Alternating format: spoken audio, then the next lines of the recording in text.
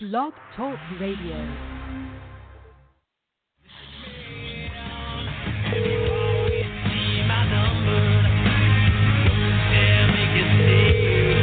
But we are making a stand, and we're waking everybody up that 9/11 was an inside job. And you are the minority. You are the cowards who don't know the truth. You're the people that serve this evil system. You're the people that serve a system that hurts innocent men, women, and children. Not just Iraqis, not just Afghans, not just Africans, but the people right here in this nation. And you serve a new world order that attacks and feeds on you. And I'm here to tell you that you will be defeated. Your hours are numbered. We've got the energy. We've got the life force. All you've got is evil backing you up. All you've got is greed and liking to look at yourself in the mirror.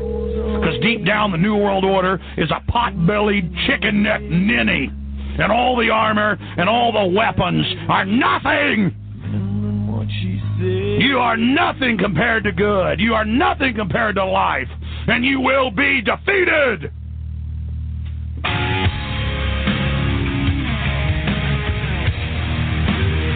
I want the individuals out there, I want free humanity to turn themselves loose, to cut the chains loose, and to use the end of that chain to slap the New World Order right upside the head. You've got the power. Forwarded to an automated voice messaging system. To protest what we do or violate what we want, we just turn off the chip. Is not available. That's right, microchipped. In 2005, Congress, under the pretense of immigration control and the so-called War on Terrorism, passed the REAL ID Act, under which it is projected by May 2008, you will be required to carry around a federal identification card, which includes on it a scannable barcode with your personal information. However, this barcode is only an intermediary step before the card is equipped with a VeriChip RFID tracking module, which will use radio frequency to track your every move on the planet. All right, very good. If this sounds foreign to you, please note that the RFID tracking chip is already in all new American passports. And the final step is the implanted chip, which many people have already been manipulated into accepting under different pretenses. We have a Florida family who are really pioneers in a brave new world. They have volunteered to be the first ever to have microchip identification devices implanted into their bodies. After 9/11, I was really concerned with the security of my family. I wouldn't mind having something planted permanently in my arm that would identify me. In the end, everybody will be locked into a monitored control grid where every single action you perform is documented. And if you get out of line, they can just turn off your chip, for at that point in time, every single aspect of society will revolve around interactions with the chips. This is the picture that is painted for the future if you open your eyes to see it. A centralized one-world economy where everyone's moves and everyone's transactions are tracked and monitored, all rights removed. Please leave your message after the tone. The most incredible aspect of all. These totalitarian elements will not be forced upon the people. The people will demand them. For the social manipulation of society through the generation of fear and division has completely detached humans from their sense of power and reality. A process which has been going on for centuries, if not millennia. Religion, patriotism, race, wealth, class, and every other form of arbitrary separatist identification, thus conceit, has served to create a controlled population, utterly malleable in the hands of the few. Divide and conquer is the motto, and as long as people continue to see themselves as separate from everything else, they lend themselves to being completely enslaved. The men behind the curtain know this, and they also know that if people ever realize the truth of their relationship to nature and the truth of their personal power, the entire manufactured zeitgeist they prey upon will collapse like a house of cards.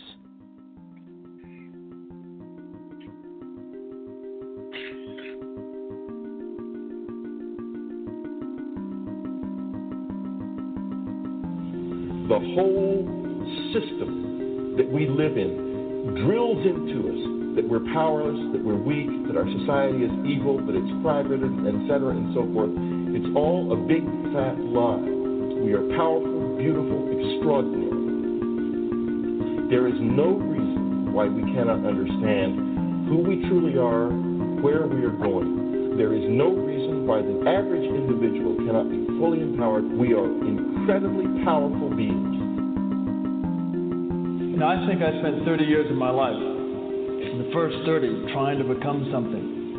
I wanted to become good at things. I wanted to become good at tennis. I wanted to become good at school and grades and everything I kind of viewed in that perspective. I'm not okay the way I am, but if I got good at things, you realize that I had the game wrong.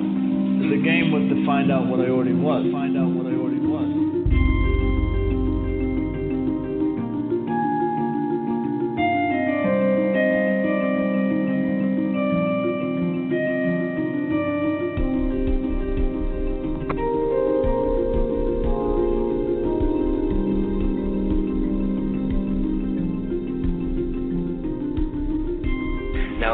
We've been trained for individual differences to stand out.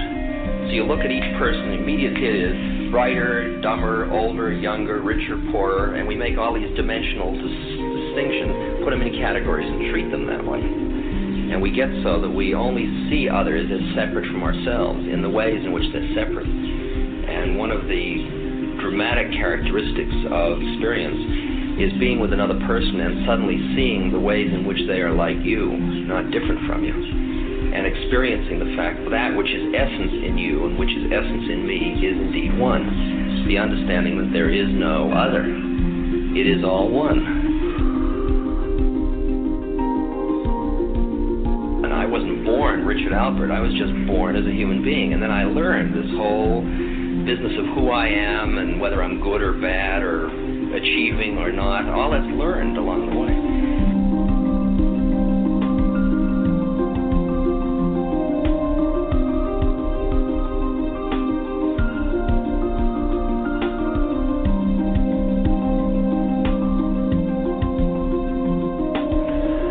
The old appeals to racial, sexual, religious chauvinism, to rabid nationalist fervor are beginning not to work. A new consciousness is developing which sees the Earth as a single organism and recognizes that an organism at war with itself is doomed.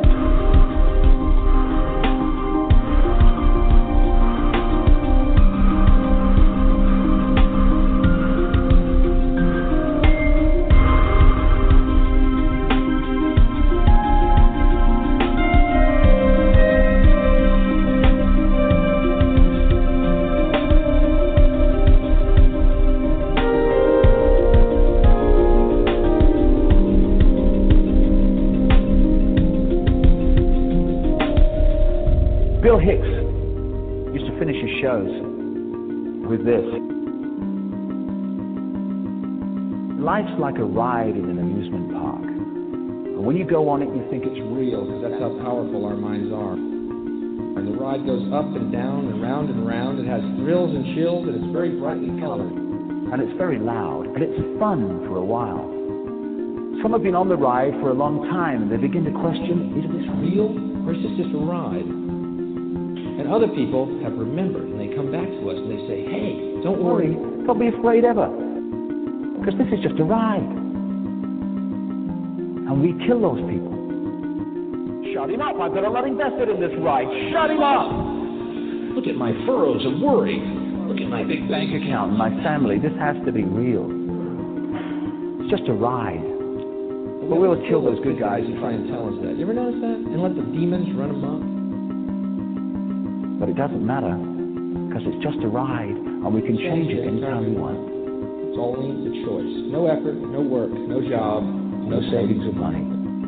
Just a choice right now between fear and love.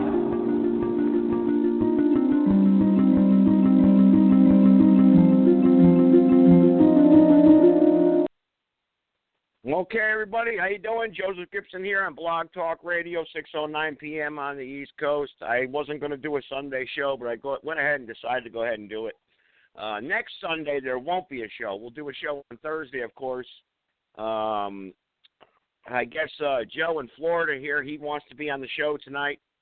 I guess he's got a couple things to say. I'd like to get a hurricane update, find out what's really going on down there in Florida, and to see if these people are really suffering like the news media tells us they are. I mean, I was thinking about this today. They said 8 million people evacuated Florida. How did they get that number, the news media? How did they come up with that number? Was somebody standing on the highway at the state line counting cars? And then don't forget the number of people in cars. Were they counting? I mean, how did they come up with that number? Did 8 million people say, hey, I evacuated? You know, where did they get that number, 8 million? You know, I mean, this my point of what I'm trying to make is the news is all a freaking lie. What if I got here at Blog Talk Radio and said, there's a mass exodus right now in the state of Connecticut. 3 million people are evacuating. Well, if there was a hurricane hitting, you might believe me. But I just made that number up. You know, I mean, I remember watching it. I was thinking, where did they get these numbers from? How do they make them? I mean, it's kind of, you know, and then you go all the way back and you look at the other things the news reports on. Let's go all the way back to the man who walked on the moon.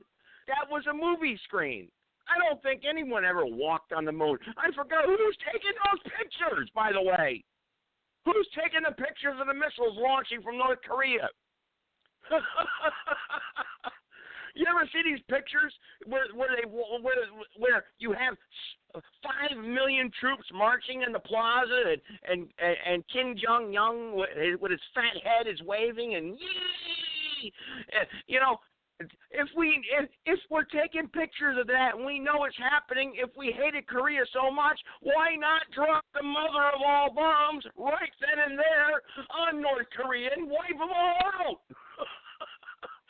They got their whole military arsenal marching down the street. The president of the country's there. You got the whole freaking army there saluting the president. Why not drop a bomb on them then?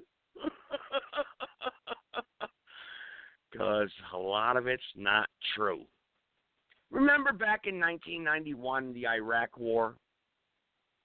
When the woman was on, I think I got a recording on one of my introductions about that, actually. The Iraqi soldiers took the babies out of the incubators and they left them on the floor to die.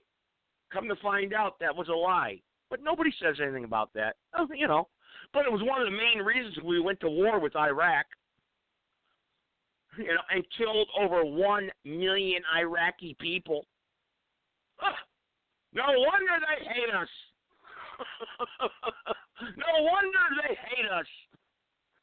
What if people came over here? What if your next door neighbor came over to your home and blew your family up, killed your children, killed your grandfather, killed everyone you know? Would you hate those people? Probably so. You know, and what did Iraq ever do? The United States. What did it do? Well, we're not going to get into all that, you know, the specifics. I'm just making, you know, talk here, and I'm just trying to plant seeds into people's heads. Do you really want to analyze it? We can get into the 1979 Iran and Iraq deal, where those were the only two countries that didn't agree with Henry Kissinger on the oil deal with Saudi Arabia and Jordan and Syria. We can get into that, in Egypt and Libya, and we can get into that if you want. And you know, and that's why the war was provoked between Iran and Iraq. We could really get technical here. Okay, the fact of the matter is that this is a dirty world we live in. There's some dirty birds running things, folks. Dirty birds. Your politicians, I got another introduction. Your politicians are only there to think you have a choice. You don't. You don't. Okay? I mean, Donald Trump, I don't know. He won. He hijacked the system somehow to where he got in there. And, you know, his term isn't over yet, so it's hard to analyze why he was elected. But he sure as hell ain't a member of the big club, because everyone hates him. If everyone hates you, you're doing something right. You know, that's how I always look at it. If people don't like you and they hate you, you're doing something right. You got to be. You just got to be. Well, if you missed the last show that we had there on Thursday, it was a pretty good show. We talked about the end of the world, which was supposed to happen yesterday, and we're still here. But that's not really what it was about. It was the beginning of things that were going to come. It was a constellation of planets and stars that were aligning, that were coincidental with the book of Revelation, Revelation 12, verses 1 and 2. Where all these stars align themselves as John foretold, okay? And it's the first time in the history of man that it happened, and it will never happen again. And, you know, you look at the world today, you're having major hurricanes, and then you're going to get the well, we had major hurricanes in the 1920s. Yeah, but did you have major hurricanes with earthquakes at the same time? Did you have earthquakes and rumors of war and hurricanes at the same time? Did you have a population around the world that is so immoral that it makes you sick to even think of your neighbor? No, you didn't. You walk down to your local store, let me tell you, the cashier don't give a damn about your business. People are out for themselves. The truth has been told. The fact of the matter is, the Bible has foretold the future. Now, are there other books that have said the same things? Yes. But, this isn't a biblical discussion here tonight, what I'm trying to tell you is that obviously man is destroying itself. And what happened on September 23rd, by the way, there was another major earthquake in Mexico City. That's 3 major earthquakes within a week, okay? And you're going to see things expedite. You're going to see things expedite. You're going to see the world expedite beyond the means that you ever know. The end of the world, of course, it did not happen on September 23rd. But you see what's happening in your world today. Like I said, you know, nobody cares about you anymore. They don't. You know, everyone's against everyone. It's a fact.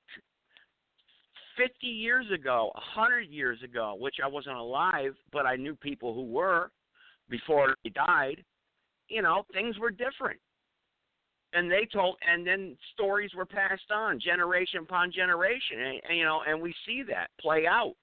Even on your big TV screen, you see old TV shows, old movies. People were different, and we're obviously spinning out of control as a human race, as a people. So what happened on September 23rd was just a constellation.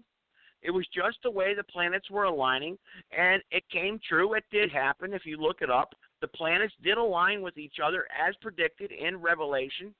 Okay, so what does that mean? Does it mean the world's going to end? No, it doesn't say that. And neither did anyone else ever say that. Was it possibly the rapture? Well, we don't know when the rapture is going to happen. I always say that it's going to happen after the tribulation. Okay, and if you would get off your rear ends and look at a documentary that says after the tribulation, okay, you'll know really it happens during the last half hour of the tribulation. And a lot of people don't understand the book of Revelation. It's a parenthetical book. It's dispensational. It jumps from one dispensation to another, and you have to understand what John saw in the island of Patmos. You have to understand that, okay? And a lot of people don't get it. They don't get it. They're too busy. We're too busy. We don't understand. But listen to people who have studied it. I have listened to people. I haven't studied it myself 100%, but I did it and when I had a lot of idle time on my hands. And I was like, holy mackerel, wow, this really coincides. It's really true. So, I don't want to hear about your Catholic Church. I don't want to hear about anything in Jehovah's Witnesses. I don't want to hear about anything else because none of that matters. There's all, and we could rightly divide the Word of God anytime anyone wants to on this program. And we did that on Thursday.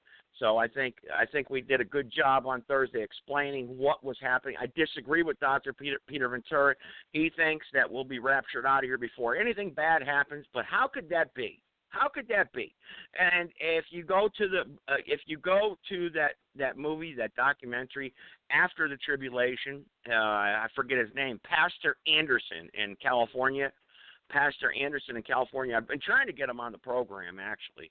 I'd like him to go head-to-head with Dr. Ventura. I've been trying, but, We live in fast times today. It's hard to get a hold of anybody. It's hard to get in contact, but we have all this technology that makes it easier, but yet it's harder. Wasn't it easier? I'm going to tell you something right now. It was so easy when I was a kid growing up in the late 1970s and the 80s to get a hold of someone in my family.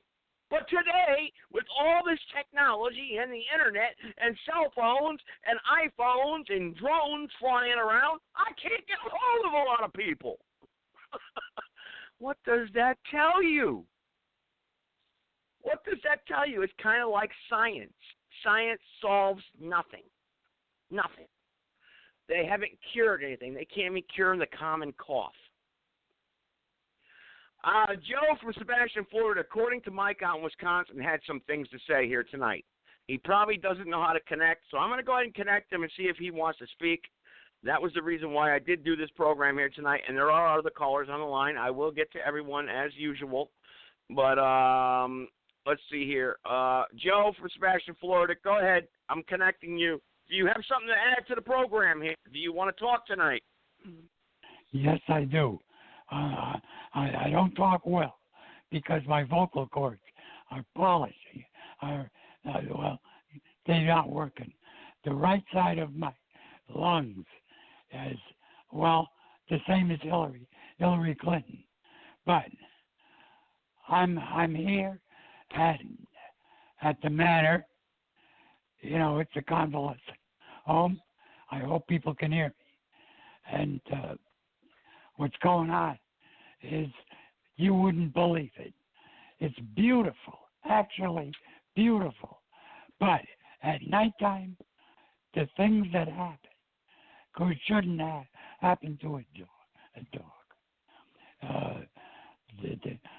With me, they don't like me because of what happened with the van, emergency van. Okay? I broke it up. Vero Beach put them away, fired them.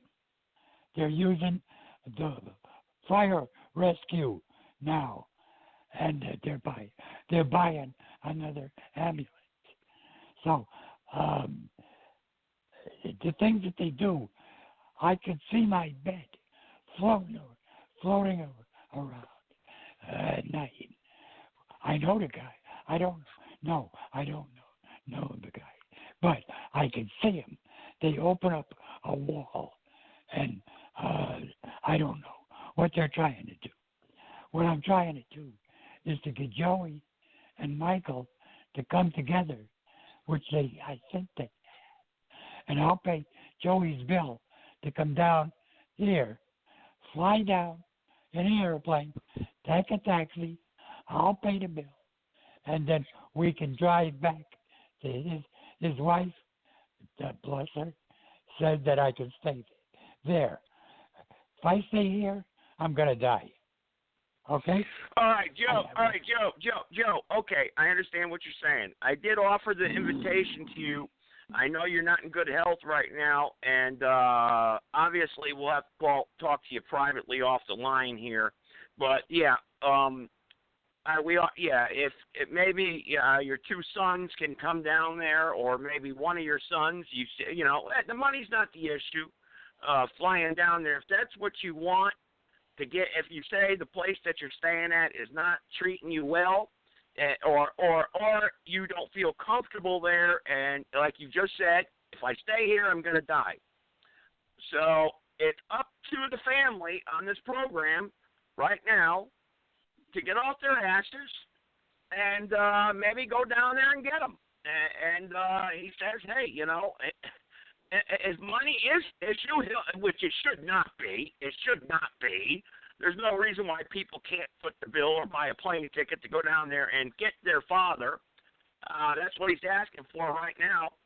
So, Mike out in Wisconsin, if you're there on the line tonight, or Bitbankers out there on the line tonight, it's time to speak up. If this isn't the forum you want to discuss it on, that's fine. But Joe from Sebastian, Florida, thought this is where everybody meets. Then, therefore, and this is where a lot of people tune in, and therefore this is where he wanted to put this out there on the platform. So, because the show's archived. That's good, Joe. that you did that. And Bitbanker just checked in also. So I know I got other callers on the line, but this is a little more important right now because Joe from Sebastian, Florida has been on this program since day number one, and I do support my listeners and I do support my family. So I'm going to connect Bitbanker and see what he has to say. And Joe from Sebastian, Florida, hang in there. Just take it easy. And I'm going to keep you on the line, but I'm going to connect Bitbanker. I don't know where Mike is. If Mike's out there, he needs to press number 1, too. But go ahead, Bitbanker. Go ahead. Good evening, everybody. Yeah, I just ran down the stairs as my father was talking there, and I discussed it again with Karen just to double check and triple check. Not only I'm doing that, but I'm sitting here trying to drink a cup of coffee and do a few other things at the same time. So it was 6 flights of stairs that I had to travel. So that was a bit of a thing to do. But yeah, I'm going to call him probably after the show and see what's going on. Mike sent me a Facebook message, and I talked to Mike yesterday. And like I said, I just discussed it with Karen. Now the next part is to discuss it a little more with my dad down there in Florida and make sure that's something that he wants to do, and then that'll be fine. Yeah, but there's also a house here in North Carolina that we talked about. There's also still here a house in North Carolina where Jason, the grandson, could be an asset also. I mean, living on Twist Street, Meriden, Connecticut, like, I don't want to get into too much personal business here, but living on Twist Street with German Shepherds running around, I don't think that's a good idea. I mean, to be honest with you, I don't. But we'll talk privately about that. I don't think it's a good idea either, but it seems to be the only alternative now because my sister evidently has refused for one reason or another. So it's my only alternative at this point because I have no others. There are places in North Carolina that he could go at, and I could go as well. There are people there that want to give me some problems, but I guarantee you they won't give me no problems when I go down there. So we can always do something, and the next step is to discuss it a little further. All right, well, that's what we'll do. I don't think anyone in North Carolina is going to give you any problems, to be honest with you. I don't think that's the case, but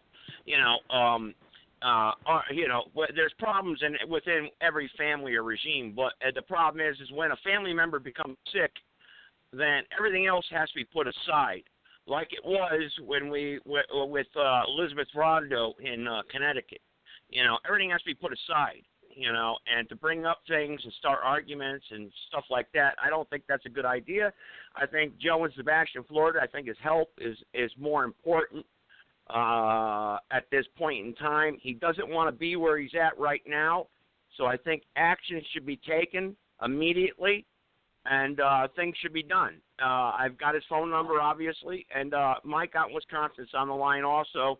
And before we get to, carry on with the show here, that's what we're going to do. But sometimes we do have family and friends show. And trust me, this goes for anyone out there listening. This is what we cater to on the program.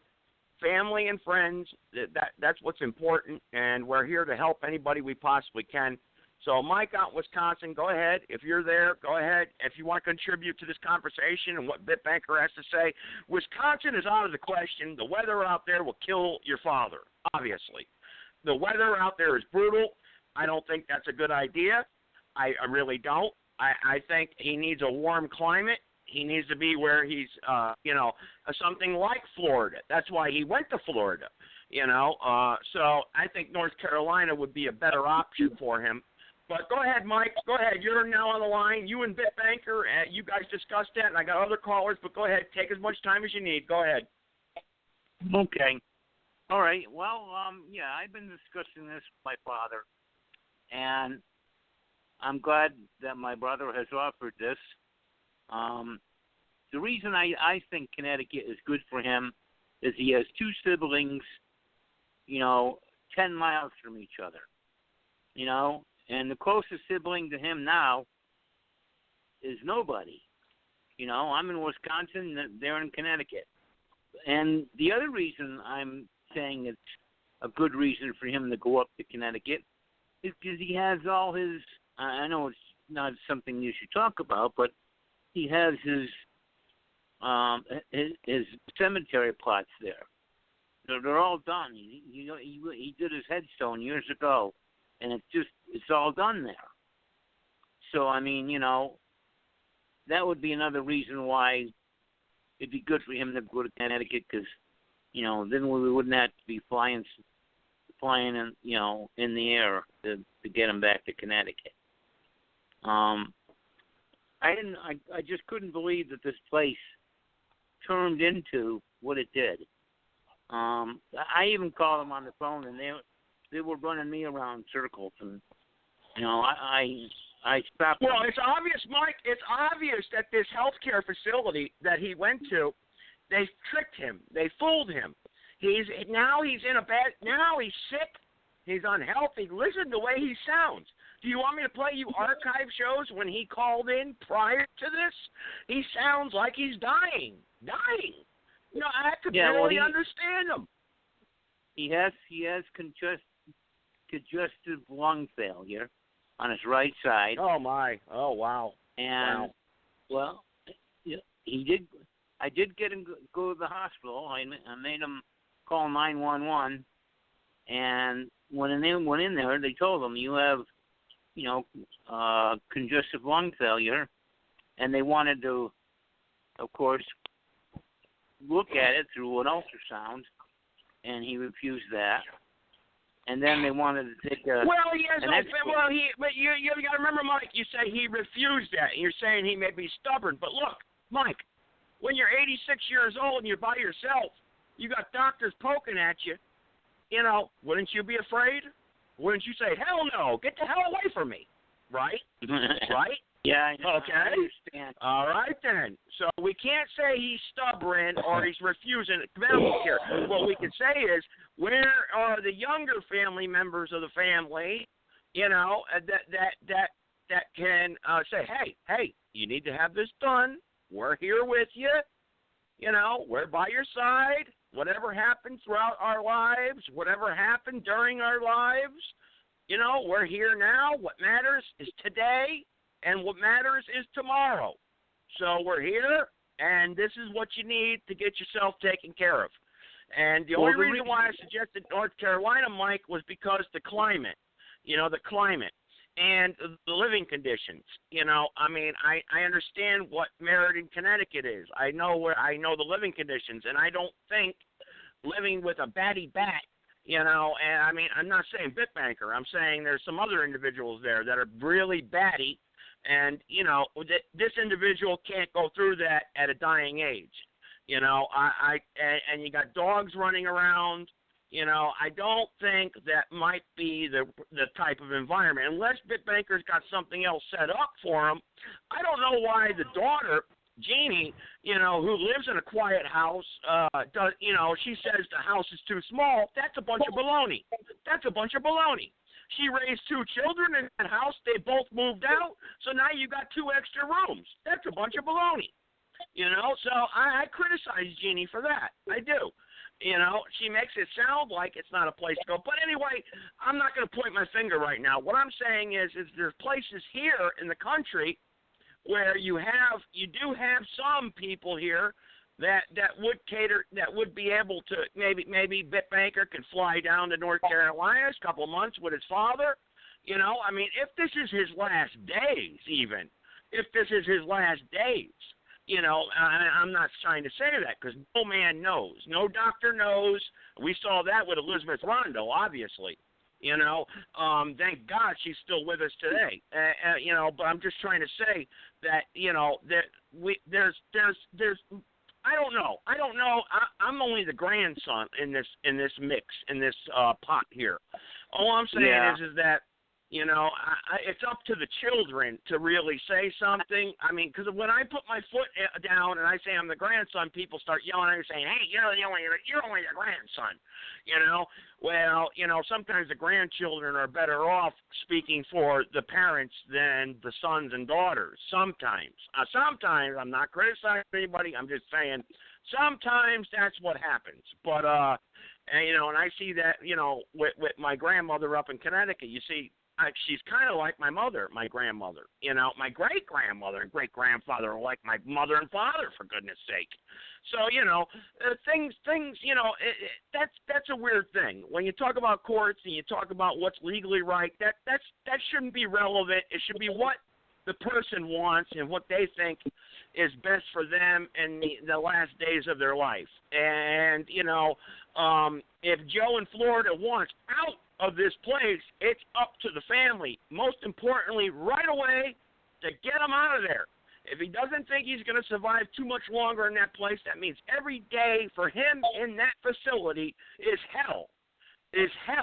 So therefore, when he goes to bed tonight and you're in your home, you know, you got to remember you have a father in Florida right now that is suffering, who needs to get out of the place, the facility that he's in right now. And he's reaching out. He says money's not an issue, but listen, money is never an issue when it comes to the end of days. So, that just not even bring up money. That's nonsense. You know, nonsense. This would never be go ahead, an Mike. issue. This would never be an issue if I wasn't having the problems I'm having. Because he knew. Well, Mike, Mike. We know, Mike. You're not in physical condition. We know that, Mike. We know you can't jump on an airplane and fly down to Florida. We know that, Mike. You know, but you can pick up a telephone. You know. Well, I talk to him every day. No, I'm talking about call. No, Mike. No, I'm not criticizing you. I'm saying you're able to pick up a telephone still, and that's good. You know. And your voice is important to everyone else. That's what I'm saying. Your voice is important, you know. No. Don't take that the wrong way, please. And don't, you know, I don't want to take it the wrong way. I'm not scolding my father for refusing the tests. What I'm doing is I'm worried that he didn't get any tests, and what he has is going to get worse and worse and worse. Well, Mike, he's afraid. He's afraid, Mike. Mike, you know your father. I know your father. He's just got the same personality as me. You know what Jeannie's told me? You know what your sister told me? She said, I look identical to your father. She said, I look exactly like your father when he was his age when he was raising her. And I probably do because he's my grandfather, you know. But what I'm trying to say is that if I'm anything like your father, I would say I wouldn't let any doctor touch me either. Get the hell away from me. I don't want nothing to do with your tests. You know? And we're all saying, no, he needs to. But you know what? When you're by yourself, and you're afraid, what do? You know, especially at the age of 86 or 80, excuse me, he's 86 right now, correct? He's 86 years old or 85? Yeah, 86. Okay, 86. When you're 86 years old, you know, none of us can speak for an 86-year-old because none of us are there yet. You know, I mean, we can only speak for what, I mean, I know you're in bad health, Mike. You know when the doctors start poking at you, you're scared. But you got a good wife by your side who can support you. He doesn't have a wife. He has nobody. Like you said, the closest family member is what? 1,500 miles away in North Carolina, Connecticut, maybe 3,000 miles away in Wisconsin, you know? And I'm going to bring on someone else here real quick here before I start getting the callers. I really got to get to some callers, but this is more important right now, so just bear with me, everybody, please. I know Medelicon's on the line. I know I got someone else here. I don't know who you are. I hope to God it's not a crank caller. But, all right, go ahead. This one here, 336. Go ahead. Deborah Lewis, go ahead. Okay. Does anybody know what his prognosis is? He wouldn't you said the right side of his lungs are shut down, or what is happening? I mean, I'm trying to figure out what's going on with him or what the prognosis is. They told hang on. Joe in Sebastian, Florida. Hang on, Mike. Joe in Sebastian, Florida just tried answering. Joe in Sebastian, Florida, take your time. Answer the best way you can. Go ahead, Joe. Okay. I get winded quick. Okay. Well, they come out with our horses. The thing is, first of all, I have congestive heart failure. Then they said I had a heart attack. And then the same day, okay, my lungs and my vocal cords have shut down to some degree. They're coming back slow. Is that okay, Debbie? Okay. But did they give you a prognosis? Did they tell you what the healing process would be? Or congestive heart failure is exactly what my mom has. She's in stage. Her right side of her lungs are shut down. There's no airflow through it. The doctors did not say, Joe, I did want to clear you up on this. They didn't say she was going to die. They didn't tell her she's dying she was going to die like you keep saying. What it was. Well, no, Deborah Lewis. Well, hang on, Deborah Lewis, real quick. No, what I'm trying to say on that issue is that she was comatose, and we all sat there and thought she was going to die, and the priest was even called. But anyway, we've already discussed that. Let's stick with Joe. Back to Florida. Go ahead. Yeah, I know, but the thing of it is he going to require hospice? Because hospice covers a lot, and they will care for him. And there are places in North Carolina. Hospice where? But hospice where? The place that he's at right now. Here, he can have hospice here in North Carolina. He can have hospice in Connecticut. I mean, it's something that would help him. Well, there you go. You're being helpful right now. Well, thank you for that, because that's right, guys. Hospice can relocate him out of that facility, and he can have a room in Connecticut if Bitbanker and Karen on Twitch Street, Meriden, Connecticut, can arrange a place for him. Hospice can have home medical care for him where he can be with family 24/7. Right. It doesn't mean that he's going to die. Hospice is, hospice, everybody thinks as soon as you hear hospice, okay, they're dying. No, my mom has hospice care. They do it. They do it for 6 months, a year. It can go on and on and on as long as he needs it. But they'll provide everything. But Deborah Lewis, the whole point of it is, but hang on, Deborah Lewis, but the whole point of it is that the facility that he's in now, right? You know these rogue facilities. You know these rogue facilities. I know. You wouldn't want your mother in a facility. Yeah. You know why John and I busted our butts. Yeah. Well, you wouldn't want your mother in a facility. Right. Get them out of there. Get them out of there. That's why we got hospice. Because hospice helped us get her out of there. Get them out of there. Get them out of there. That's the best bet. Yep. Get him out of there. Have some he's going to have medical care. Because no matter where he goes, he's going to have some kind of medical care. He's going to have the oxygen. He's going to have the medications. He's going to have to be cared for. And they will monitor him. And he has 3 siblings. He has a daughter. Granted, right. Mike himself. Mike, though, like I said, Mike could be a voice. Mike's a voice. Right, he can. Mike has can be a voice. Health problem. Mike. Right. Mike could actually be in charge of everything, but be a voice. And Bitbanker could do the legwork, and Jeannie could do the legwork. Jeannie herself should know better. Step up. I know. Yes. The family's got to step up because John and I had to step up. We busted our butt in one day to get my mother home through hospice. And one day we did it all. If he stays in the facility, what I'm trying to say, Deborah Lewis, if he stays in this facility for another week or 2 weeks, it's too late. He can't. Too late. He can't. Oh, the way he sounds. Oh, the way he sounds right now. The way he sounds right now. That's what happened to Granny. Yeah, that's what happened to Granny. Why do you think we busted our butts? John and I got together and we did it. Yeah, I agree 100%. I mean, there's places here in North Carolina, because no offense to Joe or Bitbang or whoever it is, he isn't going to be capable of taking care of them. Not physically capable of taking care of them. He's going to have to you're have right, medical. Physically, yeah. Right. Yeah, I agree with you physically. See, I did it. I could take care of Mom because I'm a nurse. I could take care of my mother. But, physically, hang on now. You still needed hospice to help you out supplying with you the medication. Yeah, the medication, the equipment I needed for her, all came from hospice. I got it done all as a matter of hours. I got it in the house and set up for her. Well, that's good news. A matter of hours. You hear that, Mike and Bitbanker? A matter of hours. And, someone needs to be in contact with Jeannie Kavanaugh in Connecticut. Someone needs to be in contact with her. Yeah, I know.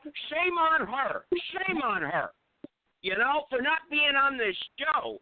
Shame on her for not taking part in doing something about this. We're calling her out right now, and Mike, you're the voice. You got the phone numbers, Mike.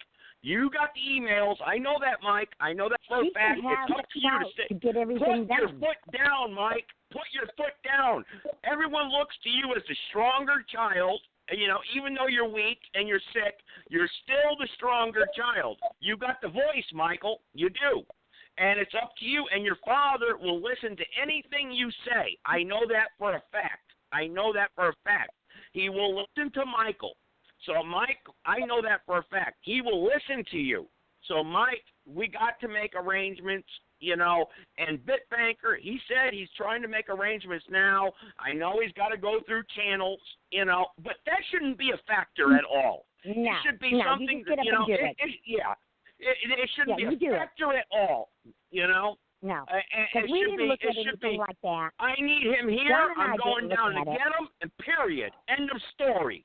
Right. It shouldn't but be I need permission. But what you need to do is find out if he's going to, Joe, you have to be sure you can find out if he needs a medical transport. Well, that's the other thing you have to medical look. transport. Because, we Joe have in Sebastian, Florida.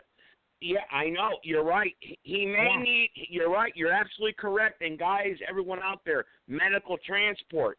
His insurance may cover it, but then again, it may cost a couple $1,000s to medically transport him. Right. If we all chip in, money should not be an issue. We'll pay for it. Because John and I pay for it. I have a car. I know. Joe in Sebastian, Florida, you don't have to worry about it. We're going to work on it for you. We'll start working on it right after the show, I promise. It's good advice. Deborah Lewis did give some good advice here with hospice, because I was thinking about the same thing, because, I don't know what, Mike, this is your corner. I don't know what type of insurance your dad has or what type of coverage he has. It doesn't make any difference with hospice. Hospice picks up. I know that Joe in Florida has got to have Medicare. Hospice goes through Medicare. So okay. Well, I know, but I'm just saying, Mike would know. Mike is the closest sibling to his dad right now. Mike is the closest. Yeah. So, but and I'm not trying to put all the weight on Michael. I'm just trying to say that but it doesn't his dad have to trusts be, Michael. Right. But it doesn't have to be, because hospice. If you call hospice and find out all your options, hospice is covered underneath Medicare. Money's not an issue. John and I didn't even think about that. The main issue would be the medical transport, or where he wanted to go, where he wanted to stay. There are hospice facilities. And listen, and you're right. A room someplace that's peaceful, and hospice will take care of. Look, my grandmother right now is going through rehabilitation. She was on her deathbed. We can't deny that. She was a goner. But everyone got together, got her home around the family, got the nurse there, got the round-the-clock nurse there to take care of her, and guess what? She's still with us today. And that's what's important, guys. That's what's important. And listen, Bitbanker is a very smart man. He can figure this out. He knows how to get around everything. Trust me. I know that for a fact. He knows how to get around things. And he can figure out a way to get Joe and Florida up to Connecticut if he has to, or in North Carolina, whatever we decide as a family, whatever Mike decides. I believe it's up to Mike and Bitbanker. And if Jeannie doesn't participate, then shame on her. Shame on her. And she could do so much because she's a nurse. Because my being a nurse, that's right. Jeannie I is a called nurse. every place and ordered the stuff and said, "Look, I'm a nurse. My mom's coming home hospice. I need a bed here now." Well, and anyway, what I'm trying to say is I'm not trying to put people down right now. What I'm saying though is if her dad is in this type of situation right now, which calling into this show tonight, I will say right now, I did not know this. And now listening to his voice and to know that his vocal cords, his sounds like he has very little air capacity. That's what it sounds like to me. Yeah. It sounds And the the way place Granny that he's was at sounding right now is in going the to kill nursing him. home. That's correct. Yeah. It sounds, Yep. it sounds exactly the like my place mom that in he's the at nursing right home. now is going to kill him. The place right Yes. now he's at is going to kill him, and guess what? He doesn't want to be there. Imagine if that was you. Imagine if that was you. Imagine if that was and I'm not trying to lay guilt trips here. All I'm saying is put yourself in that situation. You know, I mean, and that's why Mike sent me the text message, said my dad wants to say something on the show tonight, so please get him on. And I wasn't going to have a show tonight. I wasn't. You know, today's football day. I wasn't going to do it. I said, wait a second here. Something's going on. I better get him on the program and see what he has to say. And that's why I brought him on. Okay? So I don't know what other people have to say tonight. I know we got 39 minutes left. And before I bring any outsiders on, because we got a bunch of friends and family on right now. Joe. Go ahead, Deborah Lewis. Joe, Go ahead. Since I did all of this in Connecticut, let me suggest some options because, like I said, Michael and everybody else knows his financial situation, his insurance. I don't care about that, but let me give you some options. There is the Masonic Care up there, which is excellent. If Granny would have gone to the Masonic Care, she would have stayed there. Is that good or bad? What do you mean? Is that good or bad? No, Masonic Care is excellent. Masonic Care is excellent. Oh, okay. Okay, right. It's excellent. You can have the individual private rooms, whatever. But I think, in my opinion, Deborah Lewis. I think, in my opinion, hang on, Deborah Lewis. I think, in my opinion, I think Joe would rather be around family instead of having doctors. Because listen, you know his personality. You know, yeah. See, he just said yes. He said yes. He wants to be around I think family. he wants to be around family, and that's a good thing. That's a good thing. Right. You know, so maybe he wants to be with his son Joey. Maybe he wants to be with his son Joey, and he wants to be with his daughter Jeannie. So let's get him up to Connecticut. You know. Yes. Right, but you can, like I said, you can have the options. Wherever he goes, even if he goes in Connecticut, he can have hospice, and they will provide everything he needs. So if he was to live, hang on. If he was to live with his son in Meriden, Connecticut, hospice could set something up in the house that Banker lives at, and to have a medical provider come there while his son is there and monitoring the situation, correct? Right. Hospice could that'd come be in. great. Yeah, nurse would come and see him, depending on his condition. Okay, now the hospice nurse comes in 3 times a week. A CNA comes in 3 times a week to give a bath. They provide all the medical equipment, all the medications. They deliver Well, that'd be them great. right to the That'd be house. great. I think that's there his best are social option. workers that come in. Yeah, and to talk look, to him. Joe and Sebastian Flora just said that he knows Michael is incapable physically to do the things that you're talking about, and not to put down Mike. I want Mike to be a voice. I mean, his dad loves Mike. Right. I mean, Mike is. I mean, when Michael was in trouble, his father was calling me saying, "Hey, you know, you guys need to call the hospital where Mike's at. Take care of that boy. He's too young. He doesn't need to die before me." I'm going to tell you that right now, Mike. That's what your dad said to me, okay? And that's special. You know, he cares about you, but he understands, Mike, you're not, you know, Wisconsin is probably not an option. I'd say Connecticut with Bitbanker, you know, and Jeannie, his daughter. Jeannie's there, that would be awesome.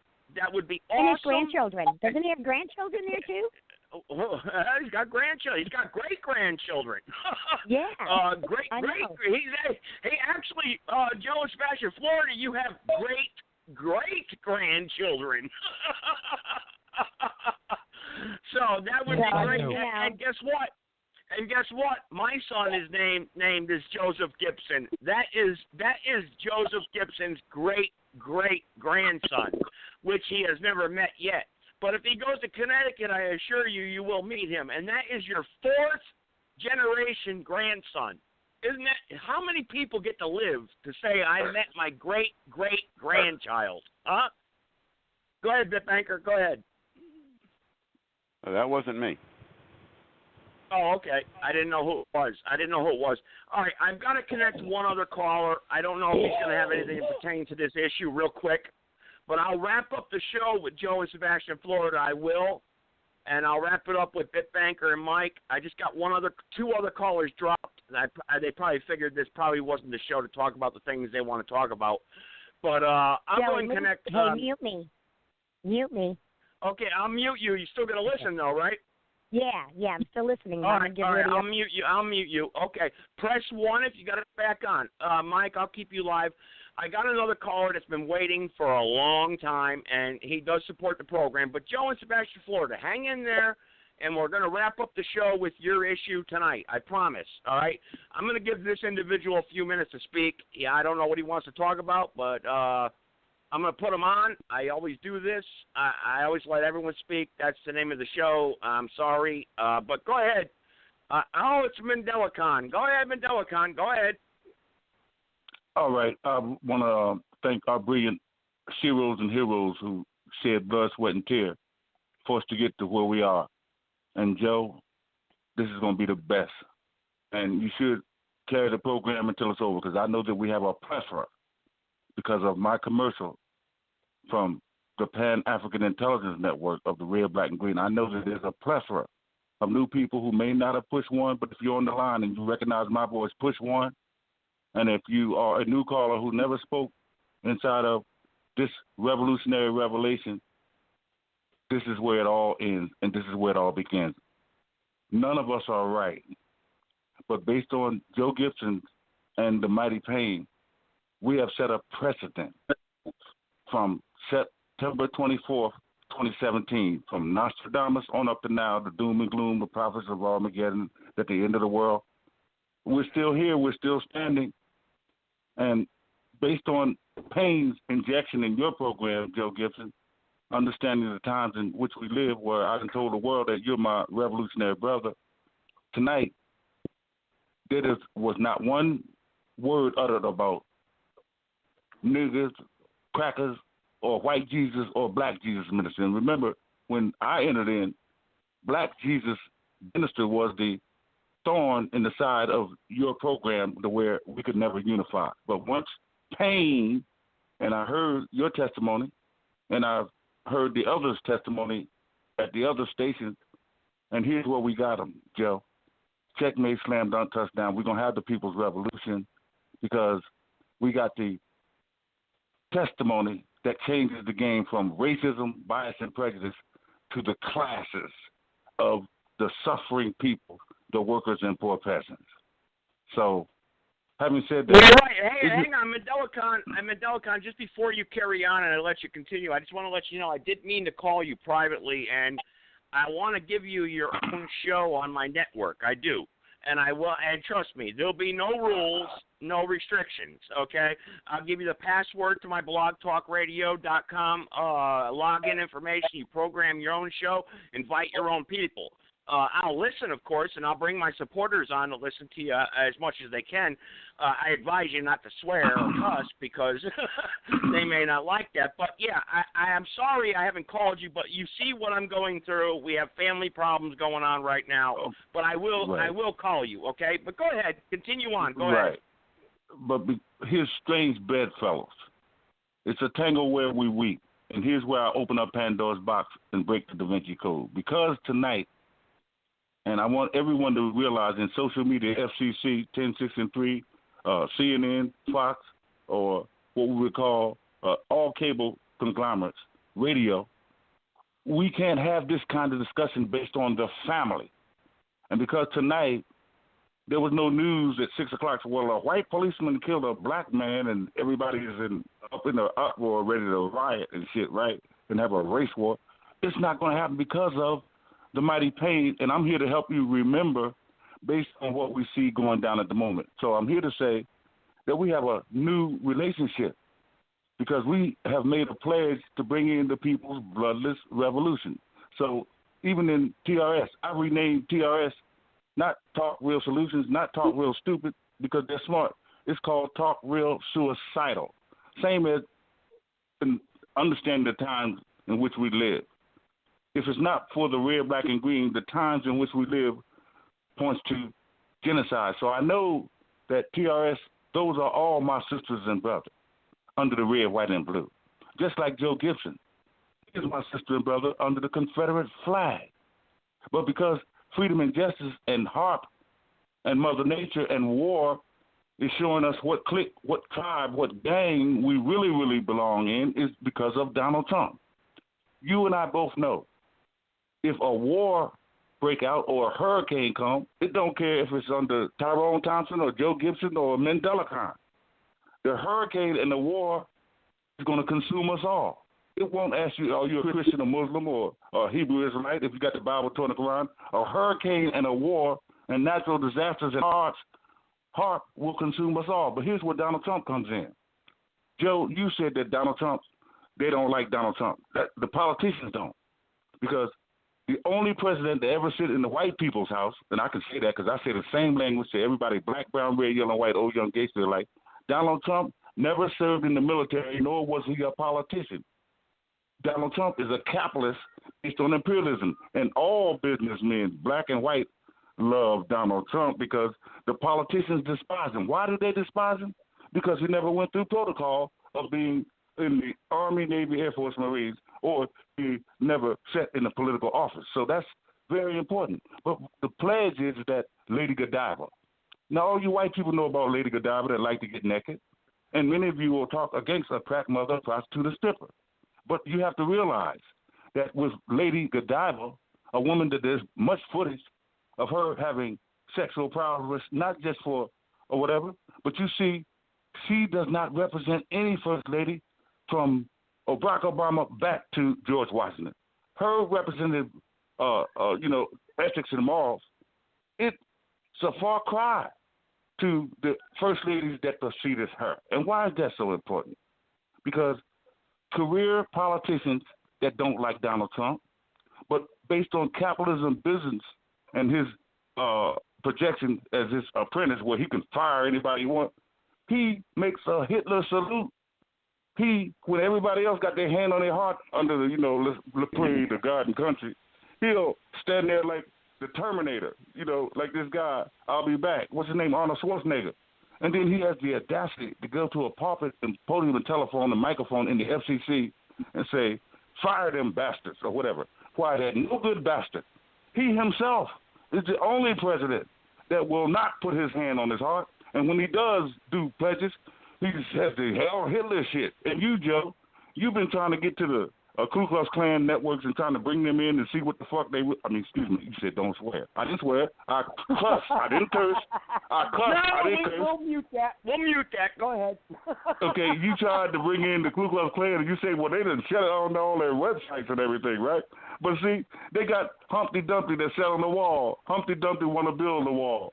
All the king's men and all his king's army cannot put Humpty together again. And in Babuba, this president, his escape plan was to go in Babuba. Babuba is down there where the Virgin Islands, Puerto Rico. It is where the two earthquakes, that's where he done set up his escape hatch. But his $5 million estate is underwater. Hey, one minute, my friend. 1 minute, please. Right. So we see the people that's in Houston, they ain't gonna get no FEMA or no Red Cross. You see the people in New Orleans where they made them ruffians, renegades, and ruffians in their own homeland, the voodoo capital of the world that is in New Orleans, right? The Mardi Gras in Haiti. And you see in Florida, the people in Miami, they're not going to get no aid. And I'm telling you that when it comes to the $50 million that Trump, the FBI, the CIA, the FEMA, and Red Cross going to build his estate, what is going to happen to the islands and all of the Caribbean that is really in siege, that's worse than the people in Houston, worse than New Orleans, worse than Hurricane Katrina, worse than the hurricane that wouldn't have been in Haiti just a couple of years ago. So what I'm saying is that we all need each other now. Time is a terrible thing to waste, and it's a strange conglomerate only in BTR with the Joe Gibson program. And if you go listen to anybody else saying, well, look, we got a special guest, or we're going to all interject and we're going to interact with each other, only on Joe Gibson, a Confederate, which some of y'all will say a cracker or a Ku Klux Klan. But the worst enemy against the people of the planet is the red, white, and blue. But only in Joe Gibson's program would a wretch like me be allowed to vent, be allowed to, what you call that, spew your rhetoric, to allow you to be able to interact. Only. You won't see this on TV. So I'm saying We talk about the families. And all families, the workers and poor peasants make up 75% of people. Black, brown, red, yellow, and white, old, young, gay, straight, black. And if they're not treated the same as a politician, if all of our women are not treated like the Queen of England and Michelle Obama, all bets are off. I rest their case. Much love, much respect. And I hope somebody else pushes one. Yeah. All right. Thank you, Mandela Khan. Thank you. And I promise I will contact you, and you got a lot to say. Hey, a lot of your stuff is knowledgeable, and you talk about the New World Order and the global government and crap like that, and it is crap. It's a bunch of baloney, and it's nonsense, and we need to have an awakening and fight against it. We do. We got to unite and fight against it. So I'll give you a program on my show. I'll send you my password, Blog Talk Radio. You could log in and do your own show. I'll monitor it, but I won't interrupt you. I promise. You got my number, Joe. All you got to do is, put it out there in the ethos. I apologize. Yes, I know. Don't worry. I've been promising to call you. I will call you. In my family in the last couple months, Joe. Don't worry. We all are suffering the same. So I'm not going to bring my personal life to the thing. So I know you're going through some things. Your family going through the thing. Deborah Lewis going through some things. Joe and Sebastian Florida doing some things. But y'all got to realize, all of our families are being destroyed. They spraying some shit right now to say they're going to overcome mosquitoes, but it's going to kill all of us too. Yeah, chemtrails. We'll get into chemtrails. Oh, yeah. Geographic engineering, is it? Geographic engineering? I'm talking about where the hurricanes are. They are spraying some shit. Oh, God. Oh, my Lord. Oh, wow. I can only imagine. Cholera, dysentery, and another disease from being bitten by a mosquito. Plus, they done told us about the West Nile virus, right? I'm telling y'all, people, this shit is genocide and war crimes. I agree. All right, Mandela Khan, yeah, we're going to get into that. That's a great show topic also. Amen to that. Sabertooth in the chat room. Thank you. Bridget Pruitt in the chat room. Bitbanker in the chat room. 4 or 5 guests in the chat room. Thank you. Thank you for listening. I don't know where Tone has been. I guess he's in hiding. I don't know. I am sure he's listening somewhere. But to get back to the original topic of the program, and then again, before I do, Mandela Khan, I'm going to give him his own program. I'm going to advertise this right now. He'll get a Monday or Tuesday or Wednesday night show. And, hey, tune into his program. We haven't programmed it yet. We haven't worked it out together. But I want to give him his own show because I'm not talk real stupid. And that's what they are. And, the guy's got a lot to say. No, Joe. No, Joe. They're not talk real stupid. They smart. They know what they're doing. They deliberately. But they repented. Joe. We don't talk bad against Tyrone Thompson, my brother. Just like I won't talk bad about you. They repented? Did they repent? No. I had to repent first. Oh, I repented. Okay. And everybody got to follow suit. Because it was me. Well, hold on, Joe. Let me say this because it was me.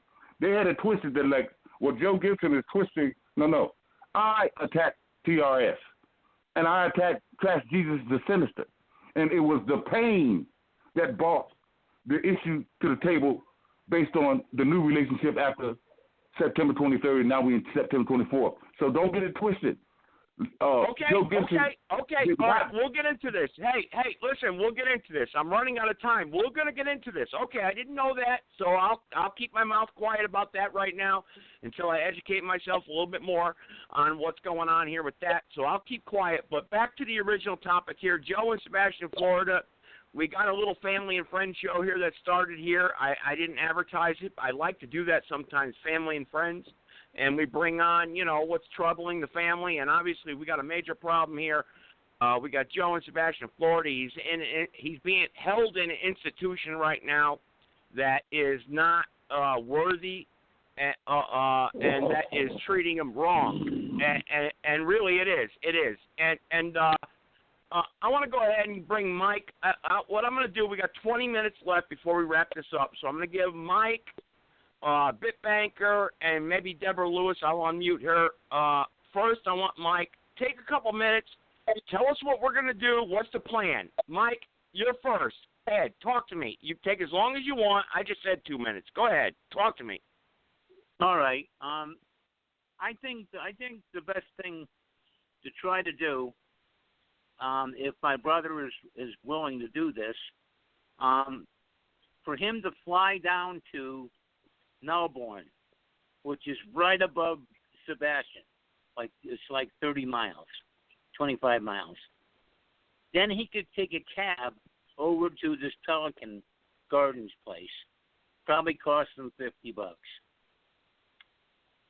My father's vehicle runs very well. He's kept it in excellent shape. He never spared a dollar when it needed a problem.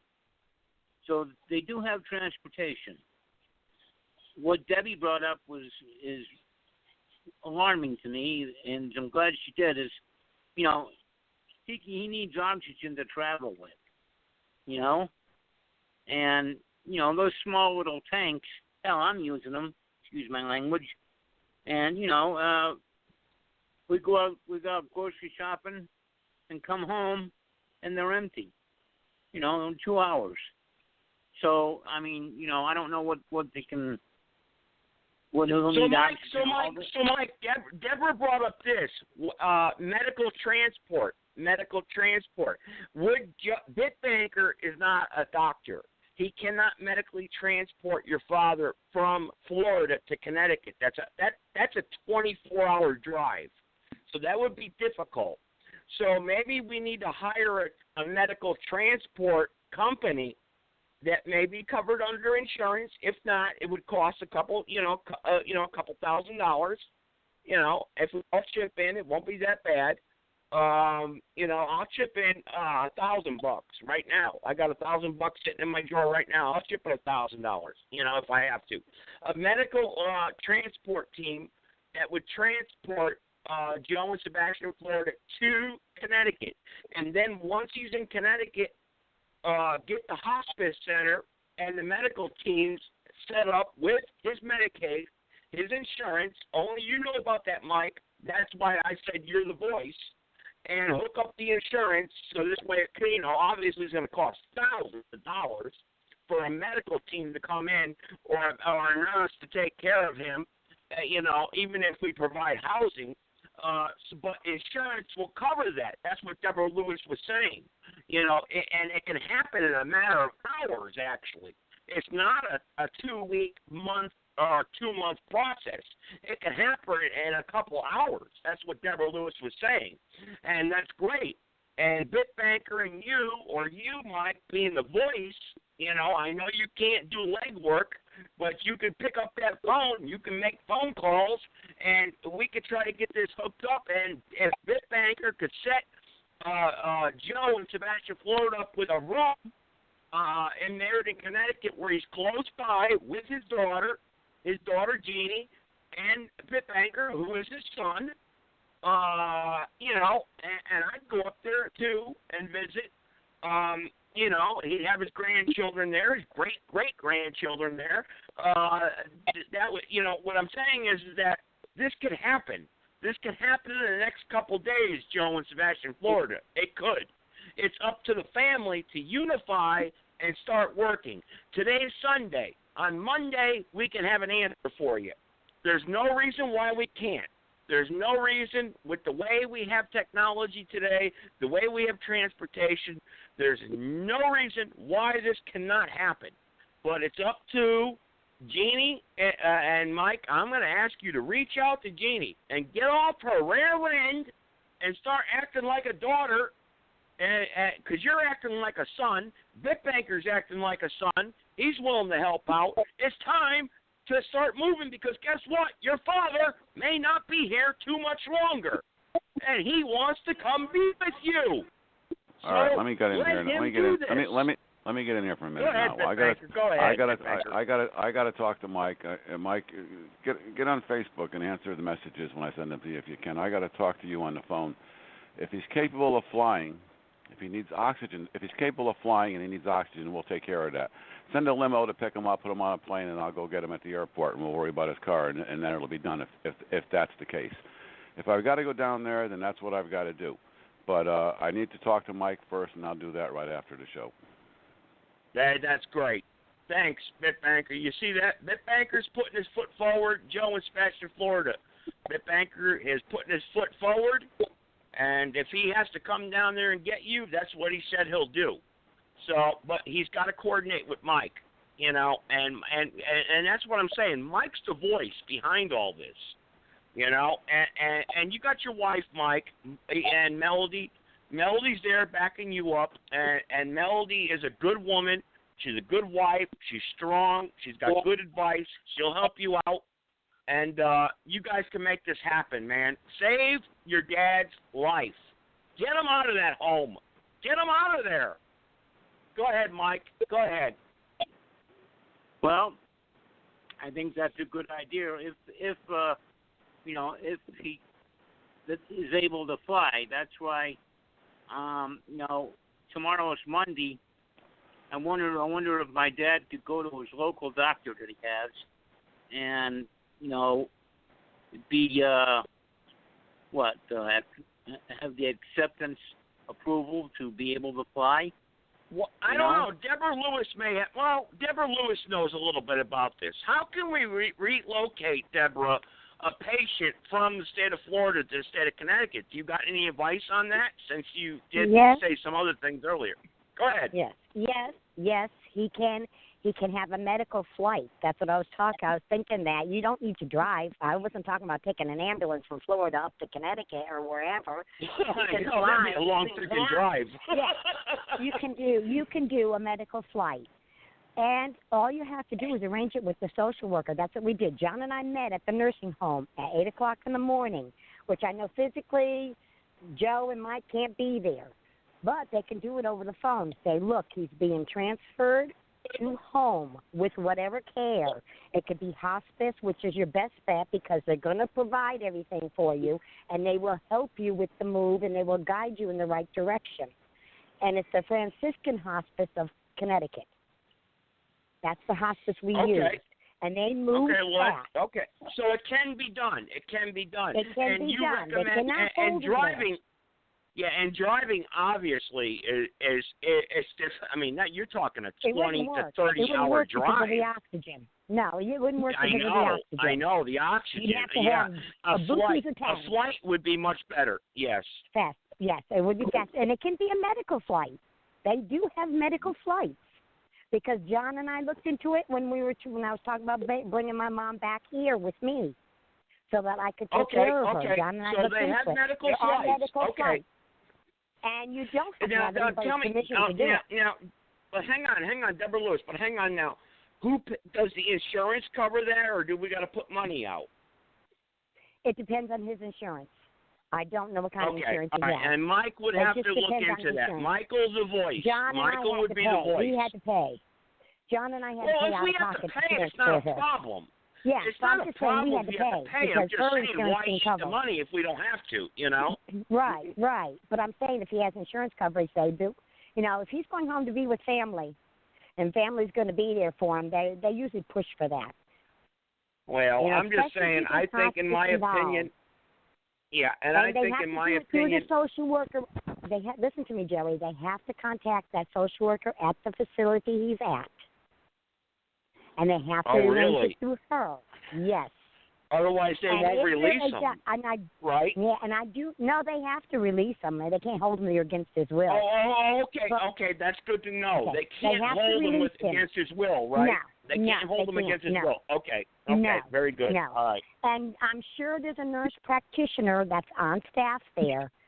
They need to get the social worker to talk, and that you tell them that you want hospice to come in and you're transporting him home.